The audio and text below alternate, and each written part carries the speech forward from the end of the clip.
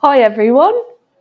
Welcome to our sixth sticky notes, where once every 2 weeks we spend 15 minutes and we just talk about something that either we've learned or product design related, effectively. So I'm, as most of you in the room know, I'm Katie. Hi. Basically, I am a strategist. So I'm going to talk you through today why you should stop building features, because it's kind of my bugbear in product development. So if this does turn slightly into a bit of a rant, sorry, I did try to structure it. So in short, stop building features, which is a bit contrary to how we maybe think of what we should be doing as designers or developers or product managers or even business owners. So when we end up actually building a roadmap, we quite often start thinking of features. So what is the next thing that we're going to build or deliver, and what is that made up of? But if we start looking at what features we're going to build and start planning out when we are going to do those and who's going to be working on them and how they're going to work, what we actually do is not really think about what we're doing, because we're thinking about a feature and how to make that work rather than thinking of the best way to have something work. And I find that it can quite often sometimes just kind of gate ideas in, because someone's come along and they said, well, we need this feature because it will let someone do this thing, rather than starting with the thing that someone wants to do and figuring out what it is that we should be then allowing them to do. And at the core of what it is, a roadmap is not actually for features. It is not a delivery backlog. It is not there as a list of tasks to do, because it's likely going to be filled with some quite chunky tasks. But what your roadmap actually should be is a view of your product strategy. So actually, what are the objectives that the product has, the business has? What do we think some of those outcomes might be? Who do we need to come into and agree on actually what these things are?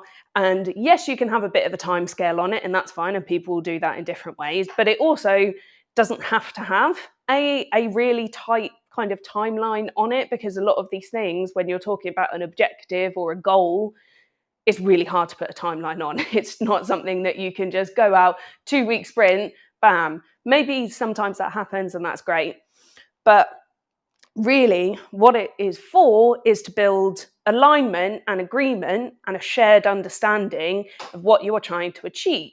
And the things that are then on your roadmap aren't just features and things to get out the door, because that doesn't really make sense. Like, anyone can kind of agree we're going to build this feature, but you get a much richer discussion and different points of view if you're actually talking about the problems that you want to solve or the goals that people are trying to reach.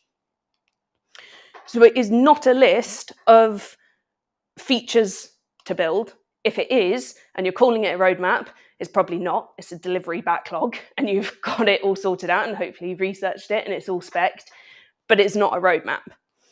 Because if you do just have a list of features, they can quite quickly become quite stagnant. They're like a swampy pool where you've kind of made a decision that this is the thing we need, so we're going to build this thing, here's how we're going to build it, sits on the list. And it doesn't change with what you learn, because you have decided that that kind of solves a problem. And if you find out about a new problem, you might create another feature for that thing, when really, if you just thought about the trouble that people were having or your users or what a business goal was, then you're more likely to be able to develop something that actually solves those issues, and you might cut out some work for yourself. So we want to solve problems, not just deliver things. And that's just because we think that's kind of how it works. And it might actually be what a business kind of commends you for and you get your achievement from, because quite often it is how many features can you deliver, how many things can we get out the door, and how can we make it look like we're making progress. And that can get really annoying because it won't always align to a problem. And we want to do it, because we're doing it the best we can, to kind of pinhole it and say, that's it, not coming back to it. You might solve it in the short term, but it's not living, it's just a list of stuff. And yeah, this is my interpretation of this is me when it's, we need this feature. It just gets annoying because I'm like, well, what's the problem? Why? What is the why? Your roadmap is and should be the why. So our roadmaps should be like the Northern Lights, which I did actually ask Tom to make sure that they moved because Tom is Google. But we want roadmaps to be fluid. We want it to be the representation of what we are trying to achieve as a team at a given time. They are not rigid. They are not set in stone. They don't necessarily have a lot of detail in things that are maybe like far down the road, but we at least want to know what problems we are trying to solve and the outcomes that we are trying to achieve. So in that way, they should be beautiful and fluid, just like the Northern Lights. And a way that we can do that is, rather than focusing on having a feature roadmap, is focus on having more of a theme roadmap or a problem statement roadmap. And it is kind of counterintuitive into how maybe a lot of us think at times, because it's not about communicating what we're going to do, it's communicating about what people want us to solve. So rather than saying, I am going to build a way for someone to reset their password, something simple like that, you might go, well, it's a simple feature, that is what we're going to do. I'll write it as, I need to be able to reset my password. But actually, the problem that you are solving might be that we support team are getting loads of requests to reset passwords, or users are getting frustrated that they can't reset their password and they're locked out of their account. You may actually end up achieving the same goal, but you have kind of culturally and in your language shifted the focus from the thing you are going to deliver to the problem that you are trying to solve and the value you are trying to deliver. So we always want them to be changing. We want other people to input to them. We want to use them as a discussion point. We don't want to gatekeep it and kind of feel personally attached to any of the items, because it will always change and you will have a better product because of it.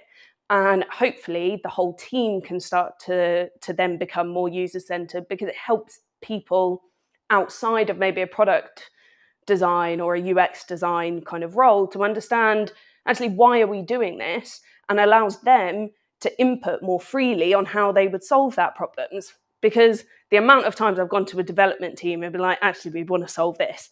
And you get a whole array of different ideas on how it can happen technically. You are not going to generate that if you just say, well, I want this feature and this is how this feature is going to work. So in summary, theme roadmaps, problem roadmaps, they are not feature lists, and just stop building features. Thanks. Nice. Has anyone got any questions? It's not a question, but I just think the point that you made about kind of people getting attached to the features themselves, if you put them in the list instead of the problem they solve, is a really good one. Because if you've got that defined there and you can't make that specific thing work, then that is could be a massive roadblock. Whereas if you've got different ways of thinking about the same problem with different approaches, then you're much more likely to get around it. Yeah. Gives more flexibility. Yeah, if anyone was like, disagree, I'd be like, nice. Thanks, Katie. there you go. That's my short notice sticky note rant. I don't know how long